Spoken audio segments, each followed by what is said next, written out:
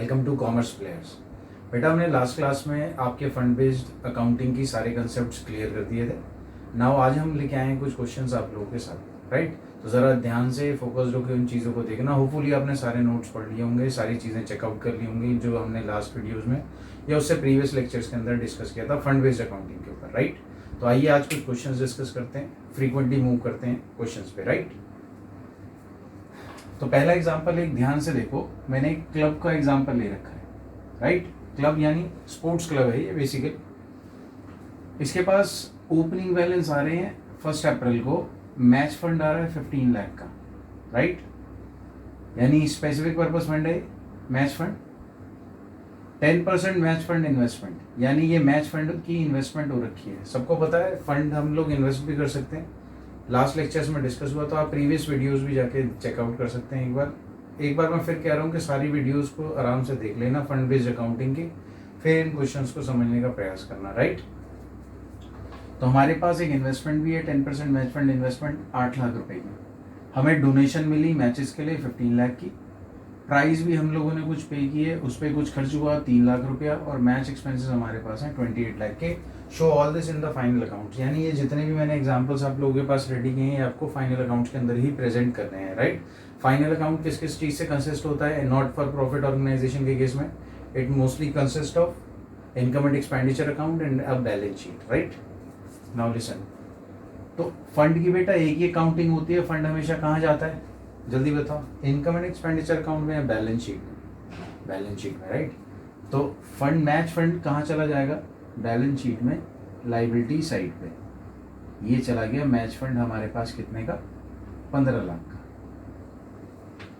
अब 10% match fund investment की है, तो एसेट साइड पे इन्वेस्टमेंट भी चलती रहेगी। 10%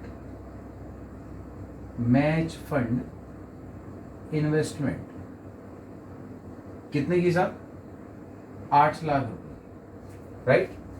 अब ध्यान से देखिए, डोनेशन मिली आप लोगों को। अगर खाली डोनेशन होती तो वो नॉर्मल इनकम कंसिस्ट होती, यानी वो नॉर्मल इनकम की तरह डील होती, वो इनकम एंड एक्सपेंडिचर अकाउंट में इनकम साइड पे पहुंच जाती, राइट। लेकिन यहाँ लिखा हुआ है डोनेशन रिसीव फॉर मैचेस, क्या स्पेसिफिक पर्पस के लिए डोनेशन मिल रही है जिसका ऑलरेडी फंड आप लोग क्रिएट कर चुके हो, यानी डोनेशन मिल रही है मैचेस के लिए, मैच फंड आपका बना हुआ है, राइट। तो इस डोनेशन को आप जनरल डोनेशन मान के नॉर्मल इनकम नहीं ट्रीट करोगे, इसको हम सेपरेट फंड में डाल देते थे, राइट।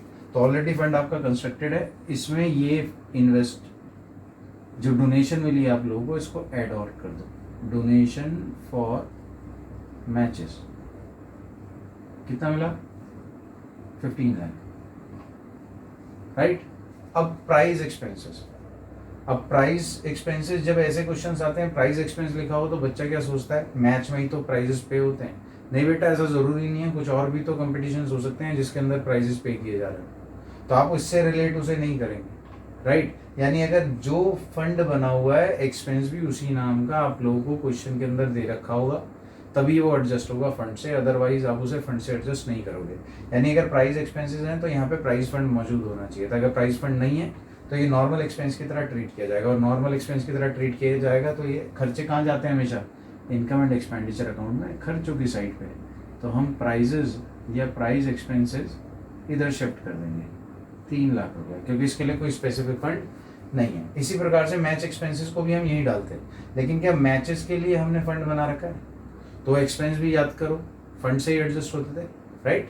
तो मैच एक्सपेंस आपके यहाँ से एडजस्ट होंगे। लेकिन उससे पहले एक चीज़ देखो, ये 1 अप्रैल 2019 को आपने इन्वेस्टमेंट की थी, राइट। फाइनल अकाउंट करते हैं at the end of the year, तो दैट इज ऑन 31 मार्च 2020। तो साल भर ये इन्वेस्टमेंट रही, ऐसा नहीं हो सकता कि इस पर ब्याज मिला हो, पक्का हुआ होगा। और जल्दी बताओ, फंड की इन्वेस्टमेंट से जो इनकम होती है क्या उससे फंड बढ़ता था? राइट। तो ये जो ब्याज मिला हमें 10% का 8 लाख पे, 10% कितना आएगा? 80,000। तो वो क्या होगा? इसी फंड को बढ़ाएगा, interest on investment of match fund. तो बेटा 8 लाख का 10% 0.80 लाख, राइट। तो टोटल फंड आपके पास कितना हो गया? 30.8 लाख, और इसमें से माइनस कर दीजिए मैच एक्सपेंसेस, और मैच एक्सपेंस कितने के आपके? 28 लाख। तो आपके पास नेट फंड कितने का बच जाएगा 2.8 लाख। इसको सबको समझ आता, यहाँ कोई क्लोज करने की आवश्यकता नहीं है सर, आपको कहा ही एक्सपेक्टेड बैलेंस शीट के पार्ट में कहीं कुछ भी टैली नहीं कराना। तो ध्यान से देखा आपने, मैच फंड हमारे पास स्पेसिफिक फंड था, बैलेंस शीट में आ गया लायबिलिटी साइड पे, उसी से रिलेटेड डोनेशन इसी फंड में ऐड हो गई हैं। अगर कोई इन्वेस्टमेंट फंड की इन्वेस्टमेंट इनकम कमा के देगी तो फंड बढ़ गया, आपके पास टोटल फंड ये हो गया और उसमें से मैच एक्सपेंस आपने एडजस्ट कर दिया, राइट। आओ ध्यान से, अब आते हैं सेकंड क्वेश्चन पे। यहाँ भी मैच फंड आपका कितने का आ रहा है 8 लाख रुपए का, 10% मैच फंड इन्वेस्टमेंट 3 लाख की, donation receive for matches 8 lakh, prizes paid 3 lakh, match expense 15 lakh. आप लोगों को इसको क्या करना है, प्रेजेंट करना है फाइनल अकाउंट्स के अंदर, राइट। आओ जरा ध्यान से देखते हैं फिर से। भैया ये तो सिमिलर क्वेश्चन लग रहा है इसके जैसा, चेक करते हैं ना, हो सकता है कुछ डिफरेंट इश्यूज मैंने इसमें डाले हों। आओ फिर से, मैच फंड कहाँ जाएगा, बैलेंस शीट में लायबिलिटी साइड। तो मैच फंड यहाँ हमारा आ गया 8 लाख। उसके बाद 10% मैच फंड इन्वेस्टमेंट, क्या ये यहाँ चलती रहेगी, बोलो ना हाँ। हाँ, कितनी इन्वेस्टमेंट है बेटा 3 लाख की। फिर डोनेशन मिली मैचेस के लिए स्पेसिफिक, इसी फंड, इसके लिए हमने फंड बना रखा है डोनेशन फॉर मैचेस, कितनी मिली बेटा 8 लाख रुपए की, राइट। और इस फंड की इन्वेस्टमेंट से इंटरेस्ट भी आप लोगों को मिला होगा, जो कमाई की है आप लोगों ने, रिटर्न जो मिली होगी इस इन्वेस्टमेंट में, फंड बढ़ जाएगा। एड इंटरेस्ट ऑन इन्वेस्टमेंट, कितना मिला होगा उस पर 0.30 लाख, राइट। तो टोटल फंड आपके पास कितना हो गया 16.30 लाख।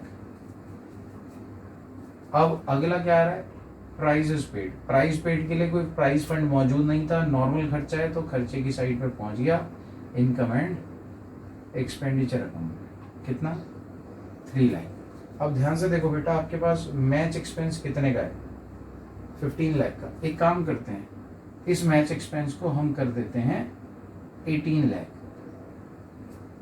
कितना कर दिया हमने 18 लाख। अब 18 लाख के अगर मैच एक्सपेंसेस हैं आपके पास, ध्यान से देखो फंड कितना है 16.30 लाख, लेकिन आपके खर्च कितने हो गए 18 लाख। अब सोचो क्या होगा, बड़ा सिंपल है। मैच एक्सपेंस सोचो, अगर मैच फंड ना होता तो मैच एक्सपेंस कहाँ डालते आप, नॉर्मल खर्चे की। भाई जिसके लिए फंड नहीं होता वो खर्चा नॉर्मल एक्सपेंस की तरह ट्रीट किया जाता है, वो सीधा यहाँ पहुंच जाता। जिसके लिए फंड बना रखा है तो उतना खर्चा जितना फंड बना हुआ है, to the extent you have created your fund, expense will be adjusted. यानी अगर आपके पास फंड 16.3 लाख का है, तो जो यहाँ पे खर्चे 18 लाख के हुए, तो 16.3 लाख के खर्चे तो यहाँ से एडजस्ट हो जाएंगे, और जो बाकी बच गए तुम्हारे पास एक्सपेंस 1.7 लाख, तो वो कहाँ से एडजस्ट होंगे, उसके लिए कोई फंड अब बचा ही नहीं, तो वो नॉर्मल एक्सपेंस की तरह ट्रीट होगा। इसको पोस्ट कैसे करोगे, तो यहाँ से बेटा एडजस्ट कर दोगे एक्सपेंसेस ऑन मैचेस, कितना एडजस्ट होगा 16.30 लाख, तो फंड आपका क्या हो जाएगा नील हो जाएगा।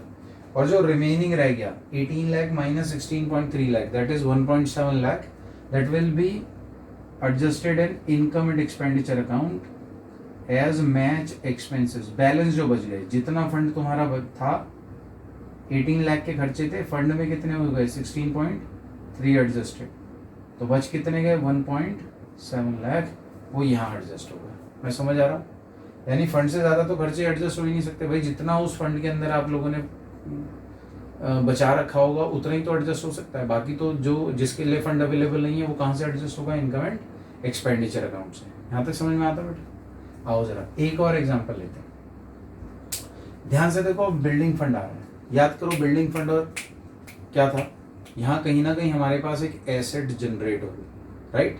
तो ध्यान से देखना, तो बिल्डिंग फंड आया आप लोगों के पास, तो चलो मैंने भी यहाँ क्या दिखाया, कोई भी फंड हो हमेशा कहाँ जाएगा बैलेंस शीट में लायबिलिटी साइड पे। कितने का बिल्डिंग फंड है 8 लाख। फिर डोनेशन मरी बिल्डिंग के लिए, एड डोनेशन इसी पर्पज की, कितनी मिली 9 लाख। बिल्डिंग कंस्ट्रक्ट कितनी हुई, ध्यान से देखो 10 लाख की, यानी इतने की बिल्डिंग रेडी हो गई, तो हमारे पास यहाँ आ जाएगी बिल्डिंग वर्क इन प्रोग्रेस कितने की बेटा, 10 लाख की।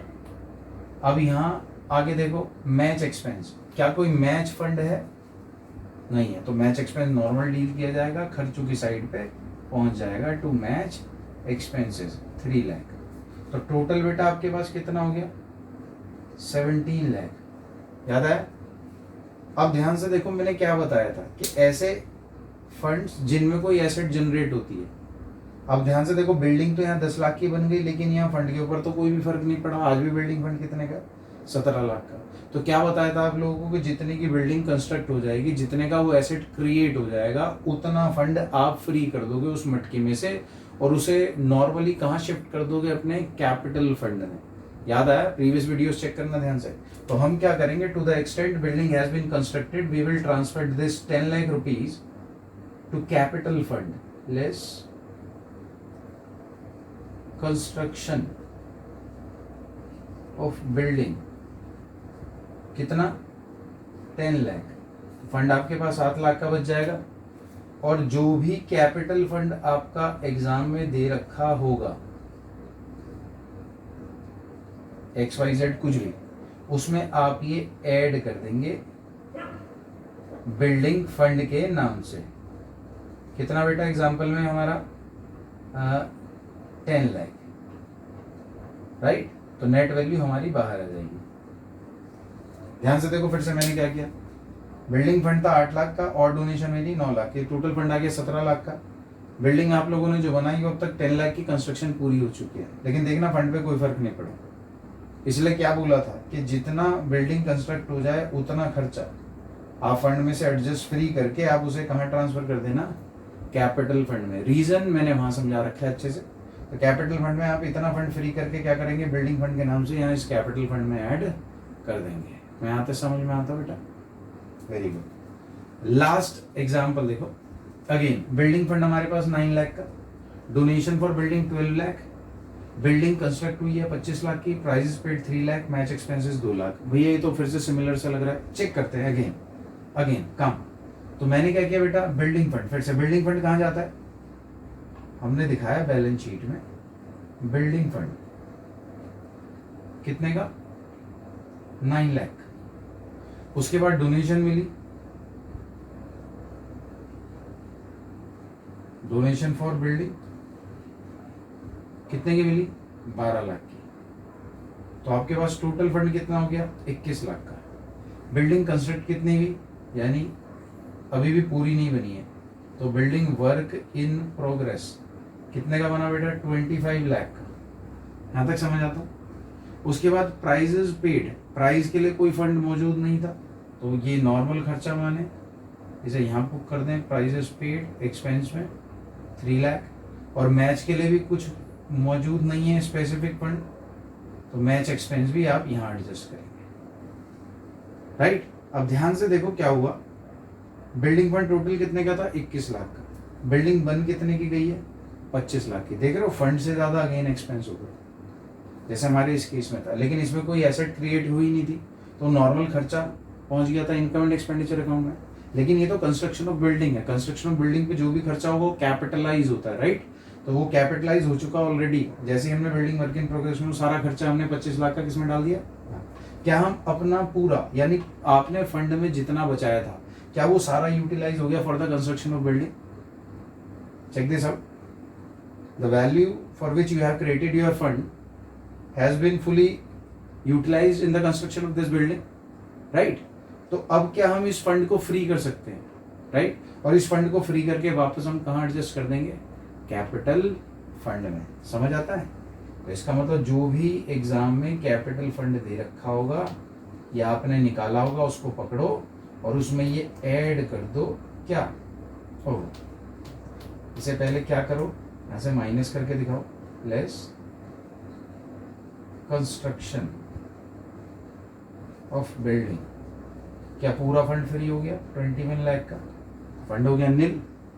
और फिर जो आप लोगों को कैपिटल फंड दे रखा होगा एग्जाम में, या जो आपने निकाला होगा, आप उसमें ऐड कर देना बिल्डिंग फंड के नाम से कि इतना फंड आपका फ्री हो गया। नेट वैल्यू आप बाहर डाल देना।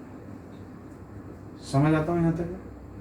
तो ये थे बेटा कुछ एग्जाम्पल्स किसके ऊपर, फंड बेस्ड अकाउंटिंग के ऊपर। इन दो में मैंने एसेट क्रिएट किए, याद है ना, स्पेसिफिक पर्पस फंड जो कैपिटल नेचर के एक्सपेंसेस के लिए मिलते हैं, और ये रेवेन्यू नेचर के एक्सपेंसेस के लिए स्पेसिफिक पर्पस थे, जनरल पर्पस पे ज़्यादा कुछ है नहीं। तो ये बेसिकली एग्जांपल्स मैंने उठाए। अब मोस्टली क्वेश्चंस आपके बुक से सॉर्ट आउट हो जाएंगे, मैं समझ आता हूँ यहाँ तक? तो ध्यान से इन चीज़ों को देख लेना, इन एग्जाम्पल को एक बार खुद से करके देखना, पहले नोटिंग साफ कर लेना, फिर क्वेश्चन करके देखना, अपने आप से भी एक बार इसको ट्राई करना, राइट। और घर पे रहें, सुरक्षित रहें। क्लासेस जैसे ही ऑफलाइन ऑनलाइन मोड में स्टार्ट हो जाएंगी मैं आप लोगों को बता दूंगा। जूम पे भी क्लासेस स्टार्ट होने वाली हैं, वो भी मैं अनाउंस कर दूंगा आप लोगों के साथ। तो जो जो इंटरेस्टेड होंगे वो मैं प्रोसीजर समझा दूंगा कैसे कैसे you will going to join our classes. And आज के लिए इतना ही है। अगली क्लास में मैं सब्सक्रिप्शन और कंज्यूमेबल आइटम्स इकट्ठे लेके आऊँगा। बच्चों के कई मैसेजेस आ रहे थे, कॉल आ रही थी कि भैया आपकी नेक्स्ट वीडियो कब आएगी, नेक्स्ट वीडियो कब आएगी। तो बेटा नेक्स्ट वीडियो में बहुत जल्दी डाल दूंगा। अभी थोड़ा सा कुछ वर्कलोड था मेरे पास तो बस उसी में थोड़ा बिजी था। तो अब मैं कोशिश करूंगा जितना जल्दी हो सके मैं वीडियोस को अपलोड करूँ, राइट। तो आज के लिए इतना है। एक बार ध्यान से फंड बेस्ड अकाउंटिंग को देखना, और क्वेश्चंस मोस्ट एक्सपेक्टेड है इस बार आपके बोर्ड में, तो ध्यान से इन चीज़ों को करना, राइट। आज के लिए इतना ही है। Thanks a lot.